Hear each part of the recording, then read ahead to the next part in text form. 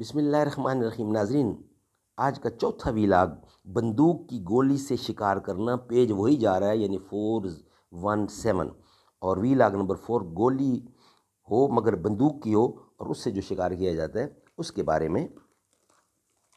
ناظرین، قرآن کریم کا ترجمہ، تشریح اور تفسیر آپ کی خدمت میں پیش کرنے کو ہم جا رہے ہیں۔ کتاب کا نام ہے معارف القرآن، جلد اول، سورۃ الفاتح سے لے کر سورۃ البقرہ، پارہ اول تا پارہ تیسرا، رکوع 8واں۔ رائٹر اس کتاب کے ہیں مفتی اعظم پاکستان حضرت مولانا مفتی محمد شفیع صاحب عثمانی رحمۃ اللہ علیہ۔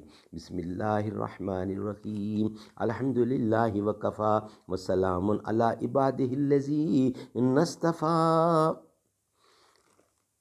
قال النبی صلی اللہ علیہ وسلم خیرکم من تعلم القرآن وعلمہ۔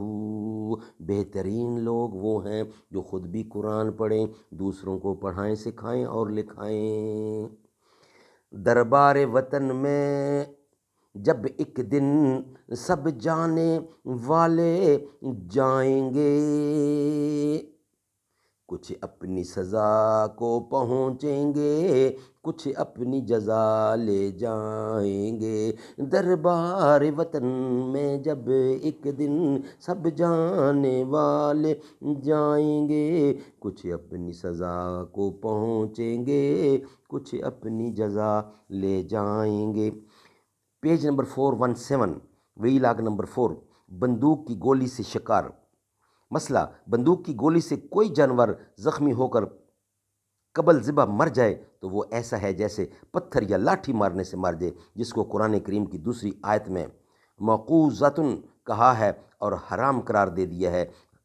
ہاں، مرنے سے پہلے اس کو ذبح کر لیا جائے تو حلال ہوگا۔ مسئلہ: آج کل بندوق کی ایک گولی نوکدار بنائی گئی ہے۔ اس کے متعلق بعض علماء کا خیال ہے کہ تیر کے حکم میں ہے، مگر جمہور علماء کے نزدیک یہ بھی تیر کی طرح اعلیٰ جہرے نہیں ہے، بلکہ خارقہ ہے، جس سے بارود کی طاقت کے ذریعے گوشت پھٹ جاتا ہے، ورنہ خود اس میں کوئی دھار نہیں جس سے جانور زخمی ہو جائے۔ اس لیے ایسی گولی کا شکار بھی بغیر ذبح کے جائز نہیں ہے۔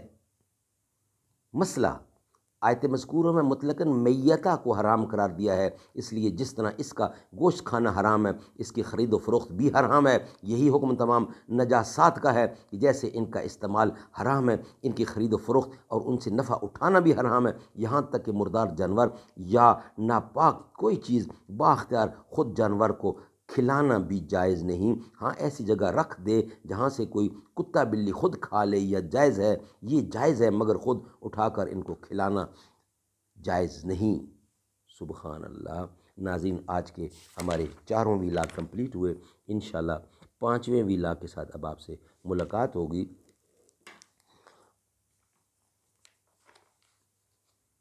رب کی پیاری عطا سید فاطمہ، جان خیر الورا سید فاطمہ، جس نے کی عمر بھر اطاعت کبریا، جس نے کی عمر بھر اطاعت خدا، وہ علی کی وفا سید فاطمہ، لاڈلے جن کے پیارے حسین و حسن، وہ خدا کی رضا سید فاطمہ۔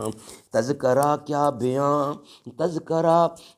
بیاں ہو زباں سے میرے، رتبہ تیرا بڑا سید فاطمہ، ناز کرتی ہے جس پر زمین و زماں، ہے وہ صدق و صفا سید فاطمہ۔